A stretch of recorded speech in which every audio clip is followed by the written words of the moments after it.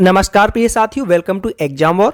तो हमारे जितने भी विद्यार्थियों का फोकस एमपी टेट के एग्जाम पर है या फिर एमपी टेट की परीक्षा को पास कर चुके हैं, उन सभी के लिए कुछ बहुत ही महत्वपूर्ण जानकारियां हैं जो कि आपको पता होना जरूरी है।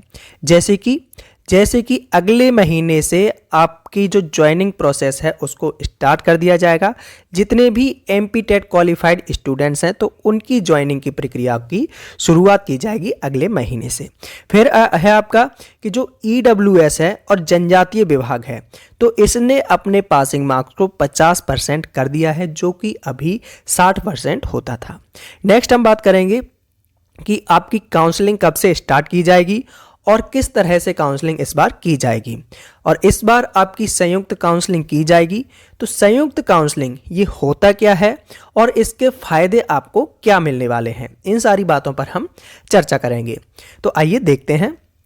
एमपी में चयनित शिक्षकों को दिसंबर तक ज्वाइनिंग हो सकती है आपकी। देखिए, सरकार ने 18,527 भर्तियां निकाली हैं और जनजातीय कार्य विभाग भी 50% पासिंग मार्क्स कर देगा। तो प्राथमिक शिक्षक पात्रता परीक्षा यानी कि एमपी टेट वर्ग 3 पास करने वाले कैंडिडेट्स के लिए एक बहुत ही अच्छी खबर है। सरकार ने टीचर्स के 18,527 पदों पर भर्ती निकाली है। इसमें स्कूल शिक्षा और जनजातीय कार्य विभाग के शिक्षक भी शामिल हैं।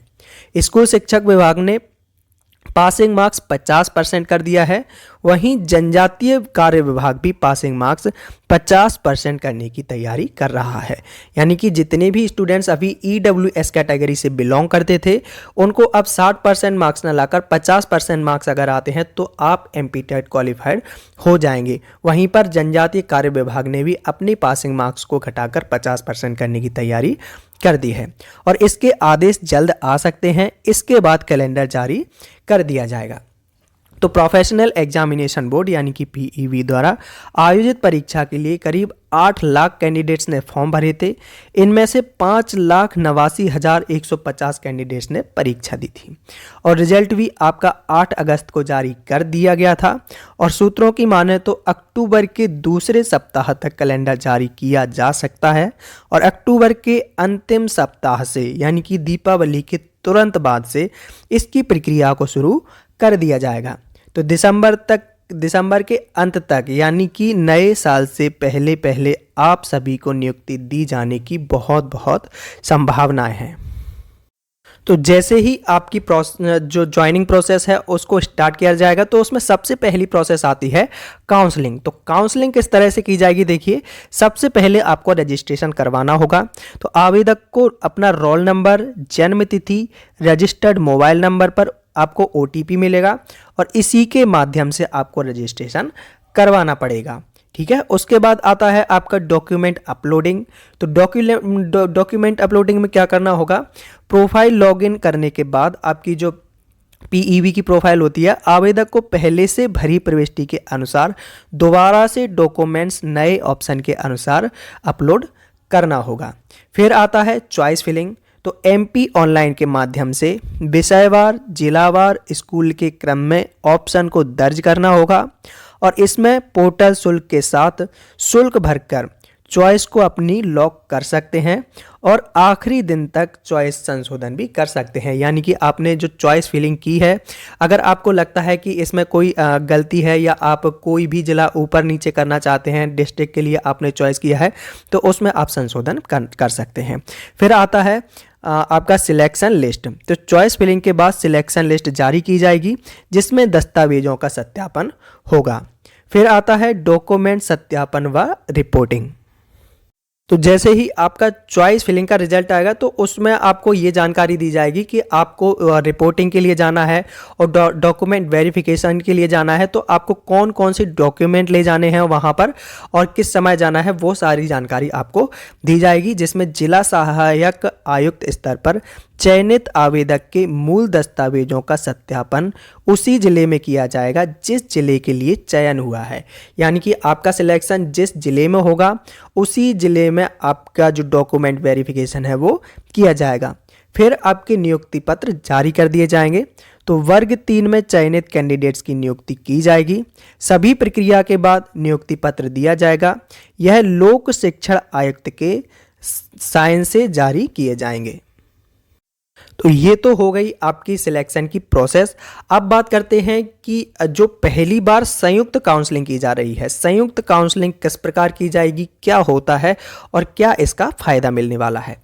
तो देखिए, स्कूल शिक्षा विभाग द्वारा स्कूल शिक्षा के भर्ती नियम 2018 में अनारक्षित प्रवर्ग के कमजोर वर्ग EWS के लिए प्राथमिक शिक्षक पात्रता परीक्षा के उत्तीर्ण अंक 60% से घटाकर 50% कर दिए गए हैं और जनजातीय कार्य विभाग में बदलाव की प्रक्रिया चल रही है। आयुक्त लोक शिक्षण अभय वर्मा ने बताया है कि संशोधन के बाद रिजल्ट तैयार करके भर्ती प्रक्रिया अक्टूबर के अंतिम सप्ताह से शुरू की जाएगी और प्राथमिक शिक्षकों की भर्ती के लिए स्कूल शिक्षा जनजातीय कार्य विभाग द्वारा संयुक्त काउंसलिंग की जाएगी। तो स्कूल शिक्षा विभाग के 7,429 और जनजातीय कार्य विभाग के 11,098 इस तरह कुल 18,527 पदों पर भर्ती की जाएगी। अब संयुक्त काउंसलिंग का आपको फायदा क्या होगा, तो अभी तक स्कूल शिक्षा विभाग और जनजातीय कार्य विभाग अलग अलग काउंसलिंग करता था। ऐसे में स्कूल शिक्षा विभाग की पहले काउंसलिंग होने से आदिवासी क्षेत्र के भी उम्मीदवार जॉब के चक्कर में शहरी क्षेत्र में आ जाते थे। तो पहले अगर जैसे स्कूल शिक्षा विभाग की काउंसलिंग हुई तो जो जनजातीय कार्य विभाग के जो अभ्यर्थी होते थे वो अपनी जॉब के चक्कर में शहरी क्षेत्र में आ जाते थे। लेकिन अब होगा क्या, एक साथ काउंसलिंग होने से आदिवासी क्षेत्र और शहरी क्षेत्र के उम्मीदवार के पास उसी क्षेत्र में नियुक्ति लेने का मौका मिल सकेगा। तो इससे आपको ये फायदा होगा कि सिर्फ एक बार के काउंसलिंग के रिजल्ट से आप अपने अपने घर के आसपास, अपने आसपास की जगह पर, अपनी जगह पर आप नियुक्ति ले सकते हैं। फिर बात आती है कि इसे चुनाव से जोड़कर भी देख रहे हैं। चुनाव से जोड़कर बिल्कुल देख रहे हैं क्योंकि अगले साल विधानसभा चुनाव होने हैं, तो उससे पहले इनको नियुक्ति करवाना अनिवार्य हो गया है क्योंकि इतने सालों से वैकेंसीज नहीं आई हैं, तो नियुक्ति तो करवाना होगा। तो मध्य प्रदेश में अगले साल विधानसभा चुनाव होना है। टीचर्स की भर्ती को चुनाव से जोड़कर भी देखा जा रहा है। माना जा रहा है कि भर्ती निकालकर सरकार शिक्षकों को आकर्षित करना चाहती है। यही कारण है कि मुख्यमंत्री शिवराज सिंह चौहान के निर्देश पर स्कूल शिक्षा विभाग ने दिसंबर के अंत तक सभी को नियुक्ति पत्र जारी करने का लक्ष्य रखा है। और अब अक्टूबर के तुरंत बाद ही PEV के द्वारा जो और भी एग्जाम कराए जाते हैं, जैसे कि आपका MP पटवारी हुआ, फॉरेस्ट गार्ड हुआ, MP SI हुआ, जेल प्रहरी, jail SI, ITI training officer, ये सारी वैकेंसीज काफ़ी मात्रा में आने वाली हैं चुनाव से पहले।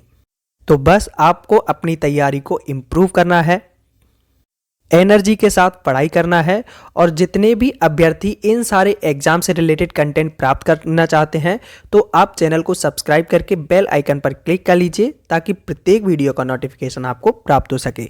प्रत्येक एग्जाम से रिलेटेड आपको कंटेंट मैं प्रोवाइड कराता रहता हूं। Exam war always with you. Thank you for watching video.